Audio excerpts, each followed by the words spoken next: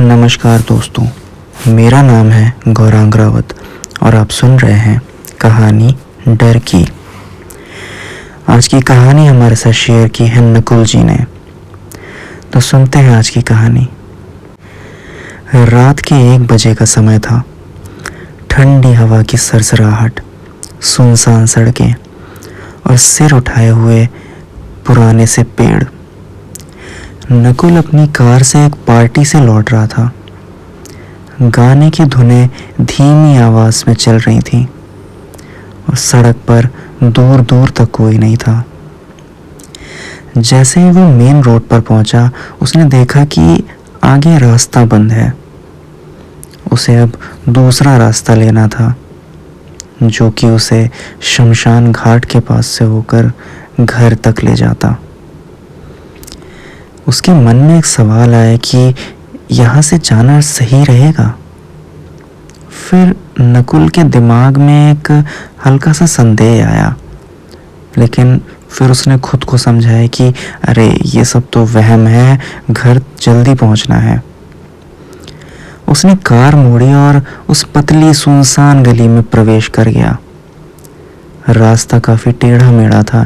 Headlights की रोशनी में सड़क के दोनों ओर फैले जर्जर मकान और पुराने घने पेड़ और भी डरावने लग रहे थे। जैसे ही उसकी कार शमशान के पास पहुंची, उसके गले में कुछ अजीब सा महसूस हुआ। हल्की ठंडक बढ़ गई, मानो हवा अचानक रुक सी गई हो।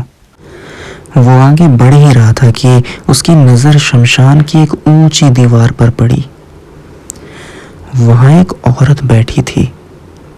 लंबे बिखरे हुए बाल, उसने सफ़ेद रंग का कुछ ओढ़ा हुआ था, चेहरा झुका हुआ। उसके बाल उसके पूरे चेहरे को ढक कर रखे हुए थे। नकुल ने उसकी ओर अपना चेहरा घुमाया और फिर झटपट सामने देखने लगा। दिल की धड़कन उसकी बढ़ गई हो, जैसे शायद कोई पागल होगी। उसने खुद को समझाने की कोशिश की, लेकिन वो जैसे ही उस औरत के बगल से निकला, उसे अचानक एक जोरदार आवाज आई। ऐसा लगा जैसे कोई उसकी कार की छत पर कूदा हो। पूरी कार जोर से हिल गई। नकुल ने झट से ब्रेक लगाए। ये क्या था? उसका पूरा शरीर पसीने से भीग गया था। उसने धीरे से रियर व्यू मिरर में देखा। कोई नहीं है यहाँ पर, लेकिन उसकी छत से किसी के चलने की आवाज आ रही थी। ठक ठक ठक। वो सांसें रोक कर बैठा रहा। उसकी उंगलियां ठंडी हो गई थीं, पैर कांपने लगे थे। फिर अचानक उसके बाएं कान में एक धीमी खौफनाक फुसफुसाहट की आवाज आई, मुर्गा खिला दे। नकुल की आंखें डर से चौड़ी हो गईं। उसका दिमाग सुन्न हो गया था।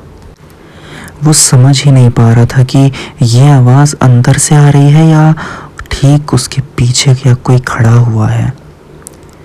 उसने झटपट दरवाज़ा खोला और कार से कूद गया। उसका दिल जोर जोर से धड़क रहा था। फिर अचानक उसे कुछ याद आया। उसकी कार में चिकन की एक थैली रखी हुई थी। उसने जल्दी से दौड़कर चिकन का पैकेट निकाला और बिना इधर उधर देखे सड़क पर फेंक दिया।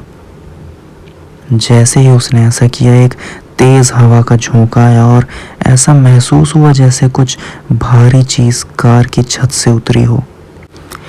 नकुल तुरंत गाड़ी में बैठा और वहां से भाग निकला। अगली सुबह जब घर पहुंचा तो नकुल का पूरा शरीर बुखार से तप रहा था। उसे पूरी रात डरावने सपने आते रहे। वो सफ़ेद साड़ी वाली औरत कौन थी? उसकी काली आंखें और वो भयानक आवाज़, और उसे कैसे पता कार में चिकन रखा हुआ है? और वो उस बाउंड्री पर बैठे बैठे अचानक कहाँ गायब हो गई?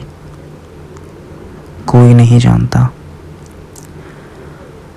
अगले दिन नकुल के एक दोस्त ने उसे बताया कि तुम उस रास्ते से आए थे अरे वहाँ मत जाया करो, सुना है कई साल पहले वहाँ एक औरत ने आत्महत्या करी थी और उसकी लाश उसी बाउंड्री पर आधी लटकी हुई मिली थी। तब से हर कोई जो उस रास्ते से गुजरता है उसे ऐसे ही अनुभव होते हैं। ये सुनकर नकुल का चेहरा सफ़ेद पड़ गया। वो जानता था कि उसने उस औरत को देखा है और वो कोई सपना नहीं था बल्कि एक हकीकत थी। तो दोस्तों, इस कहानी में इतना ही।